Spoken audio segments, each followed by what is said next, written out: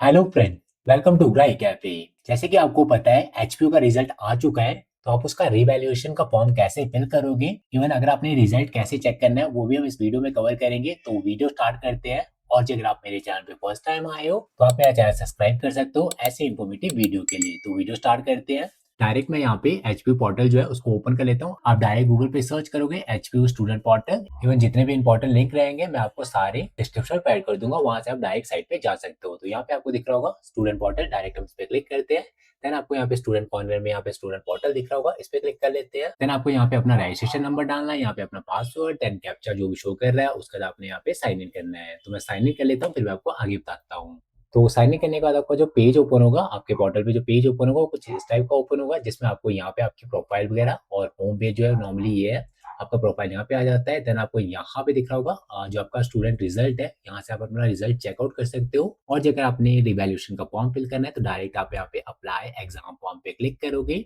Then मैं इस पे क्लिक करता हूँ। देन पेज जो होगा वो कुछ इस टाइप का ओपन हो जाएगा, जिसमें आपको यहाँ पे दिख रहा होगा बीए ऑनर्स का और रिवैल्यूएशन का फॉर्म है। डायरेक्ट आपके यहाँ पे अप्लाई पे क्लिक करोगे। वैसे मैं आपको एक चीज बताऊँ, जब भी आपका रिजल्ट आता है रिवैल्यूएशन का फॉर्म विद इन 21 डेज के अंदर आप फिल कर सकते हो। अगर 21 डेज से ज्यादा हो जाते तो आप इसको फिल नहीं कर सकते हो, मतलब आप नॉर्मली रिवैल्यूएशन का फॉर्म फिल नहीं करेंगे 21 डेज के बाद। तो डायरेक्ट मैं यहाँ पे अप्लाई पे क्लिक कर लेता हूँ। देन पेज जो होगा कुछ इस टाइप का ओपन हो जाएगा, जिसमें आपको यहाँ पे आपके सब्जेक्ट शो कर रहा होगा। जो भी आपके सब्जेक्ट है जिसमें आपने रिवैल्यूएशन का फॉर्म फिल करना है वो आपने ऐसे सिलेक्ट कर लेना है। जैसे कि आपको यहाँ पे दिख रहा है, मैंने यहाँ पे सिलेक्ट कर रखे 4 सब्जेक्ट मैंने यहाँ पे सिलेक्ट कर रखे हैं। डायरेक्ट मैं यहाँ पे सबमिट पे क्लिक करूंगा, आपको जो भी है वो आपने यहाँ पे सिलेक्ट कर लेना है। इवन आपको यहाँ पे इन्फॉर्मेशन वगैरह सारी चीजें शो कर रहा होगा। तो मैं यहाँ पे क्लिक करता हूँ। देन नेक्स्ट पेज पे चलते हैं। इसमें आपने जो भी सब्जेक्ट चूज किया है वो आपको यहाँ पे शो कर देता है और उसके बेस पे आपके यहाँ पे पेमेंट शो करता है। तो आप डायरेक्ट ये जो चेक बॉक्स है दोनों ही आप इन दोनों पे टिक करोगे।